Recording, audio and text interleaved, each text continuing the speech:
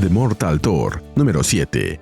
Si no has visto los números anteriores, puedes encontrar la lista de reproducción aquí arriba y en la descripción del video. La historia comienza con un hombre que para un taxi. Se sube y pide ir a Long Island. Durante el trayecto, se pregunta qué dirección tomará todo esto. Confiesa que pensó en matarlos de manera rápida en la calle, rompiéndoles el cuello, pero el cliente fue muy específico. El objetivo debe traicionarse a sí mismo antes de morir. Reventarle la cabeza sería demasiado fácil.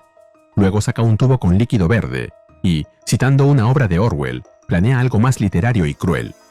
Mientras tanto, escuchamos una voz que dice: algunas historias comienzan ya en movimiento. La rueda gira. El impulso se acumula, lentamente al principio, y luego a un ritmo aterrador. Dentro del vehículo, el taxista no entiende de qué está hablando. El hombre cambia de plan. Si no puede hacer que el héroe traicione a sus amigos, hará que la ciudad los mate uno a uno por accidente para ver si se quiebra. Luego bebe el contenido del tubo. El conductor, asustado, le pide saber de qué habla. El hombre, Mr. Hyde, se transforma y le machaca la cabeza contra el volante. Escuchamos la voz otra vez, que dice: y es entonces cuando te das cuenta de que nunca hubo manera de detener esto, pero me callaré la boca. Nos movemos a otro lugar, a la habitación de Christine, quien está en la cama junto a Sigurd, hasta que por fin se le hizo. Ella le dice que todavía no entiende por qué, y Sigurd le pregunta a qué se refiere. Ella le recuerda que él se cosió la cara en su baño. Le preguntó cómo se veía. Luego ella lo besó. Él la besó de vuelta, y no se detuvieron ahí. Esa es la parte de la cadena de acontecimientos con la que está feliz. Muy feliz. Pero no lo que ocurrió antes. Quiere saber qué hacía un supervillano de verdad atrapándolo en un zoológico, y por qué unos tipos en limusina lo gasearon. Nada de eso tiene sentido para ella. Sigurd admite que no tiene ni idea. Christine le cuenta que investigó a Cobra, y resulta que no es un cualquiera. En sus tiempos se enfrentó a Beta Ray Bill. A Sigurd, el nombre le suena vagamente de la televisión. Ella le aclara que es uno de los miembros fundadores de los Avengers. Luego insiste en su punto. Sigurd no es nadie especial, solo un tipo normal y corriente. El resto de la frase se pierde en otro beso apasionado. Lo que pasa después, se lo dejo a su imaginación.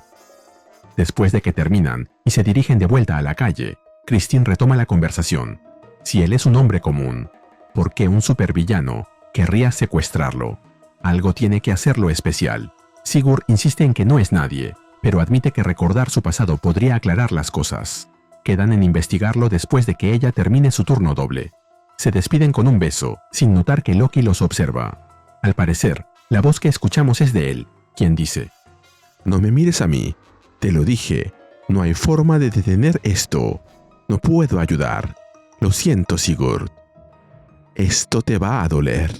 De repente, el taxi donde va Mr. Hyde, ahora al volante, aparece de la nada a toda velocidad directo hacia ellos. Hyde sonríe al ver a su presa. Sigurd reacciona rápido, empuja a Christine fuera del camino y, en un movimiento instintivo, saca su martillo dispuesto a enfrentar el impacto. Parece que da un salto, golpea el capote y luego el parabrisas, para finalmente terminar aterrizando en el asfalto, detrás del vehículo. Mr. Hyde no se detiene. El vehículo, abollado por el golpe, sigue su camino. En la oscuridad de la inconsciencia, la voz de Thor le revela que ha tenido suerte. Sus huesos están intactos, aunque el dolor que le espera al despertar será insoportable. Pero no hay tiempo para descansar, hay un trabajo que terminar. Sigurd abre los ojos de golpe, recupera el sentido y se aferra a la soga atada a su martillo, impulsándose de vuelta hacia el vehículo. Mr. Hyde mira por el retrovisor y ve con molestia que Sigurd sigue vivo. Dios se ríe cuando hacemos planes, murmura con sarcasmo. De repente, estalla en una rabia blasfema, maldiciendo y jurando pisotear cualquier rastro de su obra en la tierra. Luego hunde su bota en el acelerador, a fondo, y comienza a reír de manera desenfrenada. Mientras el motor ruge, Sigurd aguanta el tirón, tensando cada músculo para no caer. Por su parte, Christine ve toda la escena desde el suelo, muerta de miedo por Sigurd. En la calle, la gente grita aterrada, viendo cómo el taxi zigzaguea fuera de control. Mr. Hyde nota que el martillo es lo único que mantiene a Sigurd pegado al coche, y, con una maniobra, lo remueve, liberándolo. Sigurd sale despedido, pero en el aire consigue agarrarse al cartel en el techo del taxi. Mr. Hyde Con una calma cínica, se pregunta qué tiene que hacer para quitárselo de encima. Decide que un poco de caos servirá de distracción y gira el vehículo en una esquina, dirigiéndolo directamente hacia unos peatones que están cruzando la calle en ese momento. Sigurd reacciona justo a tiempo. Antes de que el taxi embista a los peatones, lanza su martillo con todas sus fuerzas.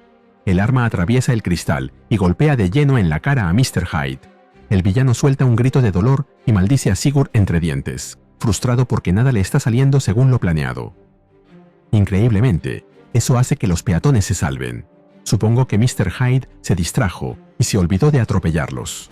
Los peatones se congelan en estado de asombro, asustados, pero conscientes de que están vivos gracias al tipo del martillo. Mr. Hyde, sangrando y furioso, busca desesperadamente cómo quitarse de encima a ese estorbo, cuando, de repente, ve algo que le devuelve la sonrisa. Justo delante, un camión cisterna, cargado de combustible, intenta salir del embrollo en el que se encuentra.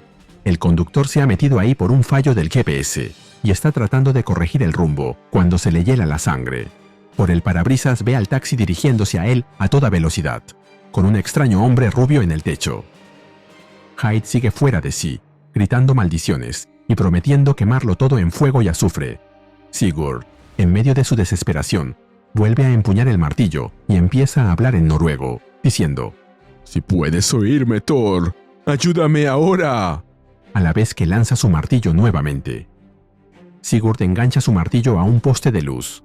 Con una mano sostiene la soga y con la otra se aferra al cableado del cartel de taxi, utilizando su fuerza para hacer palanca. El efecto es instantáneo.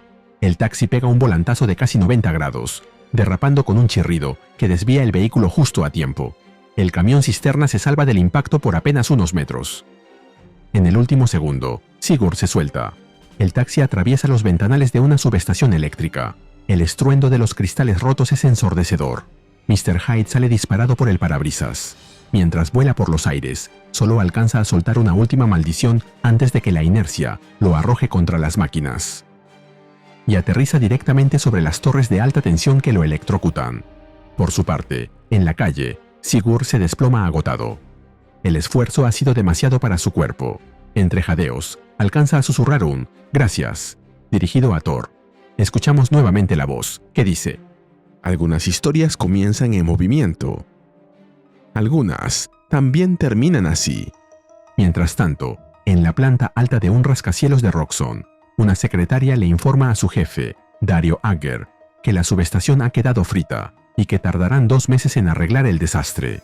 Agger, sin inmutarse, sabe que eso significa soltar mucho dinero, entre reparaciones y sobornos para que Hyde no hable, tal como hicieron con Cobra. No entiende por qué están gastando tanto en un simple obrero como Sigurd Jarlson, pero el asunto le trae malos recuerdos de alguien que detestaba. Decide que ya basta de juegos. Le van a pedir cuentas a Blake y van a contratar a un profesional para que se encargue del trabajo sucio.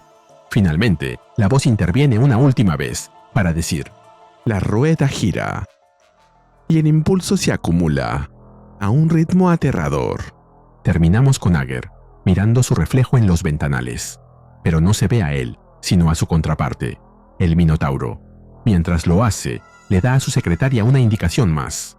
Llama al Radioactive Man, el hombre radioactivo.